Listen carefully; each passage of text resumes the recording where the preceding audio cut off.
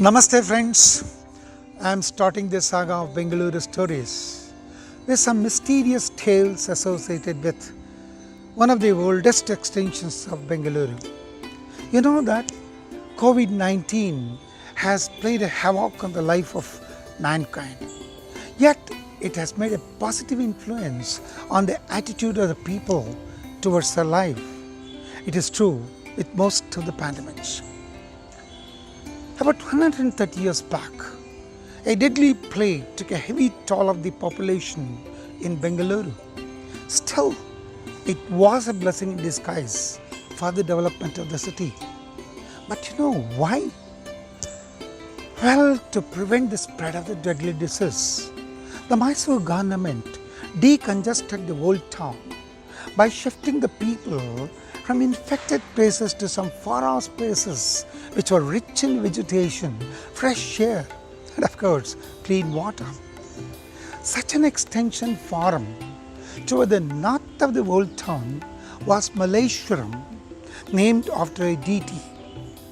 Or likewise, the another extension that was developed around a big bull that existed for centuries there, and the locality was called Basavana Gudi. Basava means bull and Gudi means abode.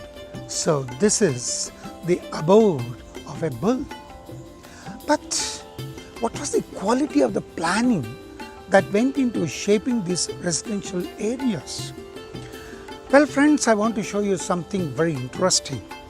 This is a guide to Bengaluru and its neighborhood, published somewhere in 1904 or 1905. Page numbers 52 and 53 of this book gives the essence of the thinking that went into developing this place.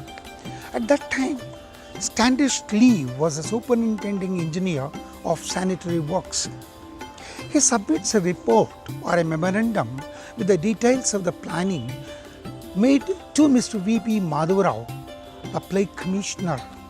He in turn includes the memorandum in the plague report of 1898 and 99 given to the Mysore government. Let me read the extract from this report. It gives you an idea of the meticulousness with which the planning was done. These extensions, when completed, will be model hygiene suburbs and are expected to be far in advance of some towns in British India. Great. In fact, for symmetry and other aspects, they can be equaled only by some of the recent cities of America. Wow!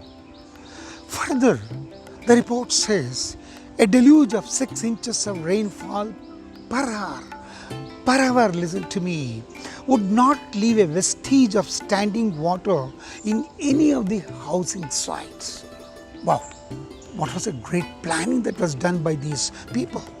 Friends, that's how Basavana was formed, that's how it was planned, and even today the Basavana is one of the sought after residential areas of the city. Well, it is also a prestigious constituency during the parliamentary and assembly elections in India. I have 2 pictures in my collection that gives you an idea of the ambience that existed a few decades back. It's a hillock full of boulders and rocks of varied shapes and sizes. It gives you an idea of the serene surrounding and the atmosphere of the time. If you closely observe, you will see that the main entrance is without a tower. But thanks to the builders of the new tower, built in the recent decades without disturbing the earlier built front elevation. Now come on, let's have a closer look.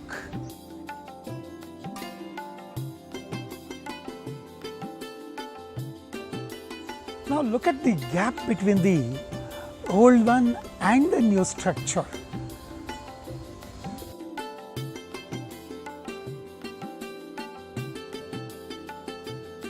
Now these monolithic structures are commonly seen in most of the temples in this region of the country. Well, they are not only monolithic obelisks but also contain different mythological figures and beautifully carved out.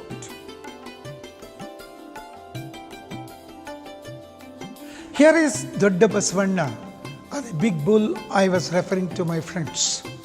It has been here since the time of Kempegowda, the earlier builder of the city. There are many legends associated with this bull, but most important is the groundnut fair that normally happens in the last week of November. It is not only a huge fair, but also an iconic happening of the city. Well, it is mammoth structure, no doubt, but thanks to the sculptures of that time, they have made it very beautiful also. In addition to this huge structure, I would like to draw your attention to a 300 century old inscription that is here at the left foot of this Nandi or the bull. It says that an underground spring called Vrishabhavati originates from here and flows underneath to the back of the temple and gets collected in a very big depression that was formed there. And later it moves westward and forms a small rivulet in the city of Bengaluru. Vrishabha means bull, and the spring that starts from here is a rivulet. So Vrishabhavati means the bull stream. I told you that it runs backward and gets collected in a big depression. But you cannot see the pond there, neither can I see by sitting over here. But still, I can make you the feel of the pond that existed at that time by showing you a very rare photograph captured by one of the great photographers, C. Rajagopal, who was considered as Bhishmacharya of Indian photography of yesteryears. He has been awarded with most of the titles that could be given to a photographer. Now, this is the line of light written by C. Rajagopal. Now I would go to the photograph that is found in this, and C. Rajagopal belongs to the family of C. Rangacharyu, who was the earliest Diwan of Mysore province. What C. Rajagopal has written in this book to me when he gave this book as a complimentary copy to me.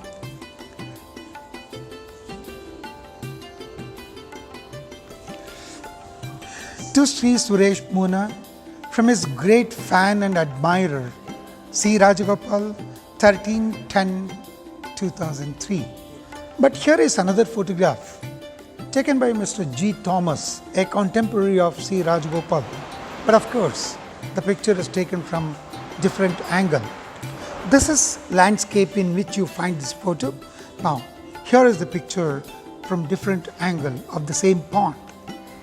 Friends, when you come to this shrine next time, not only you will see the bull, but also closely observe the inscription that I showed you, that you will appreciate the significance of the inscription. Namaste.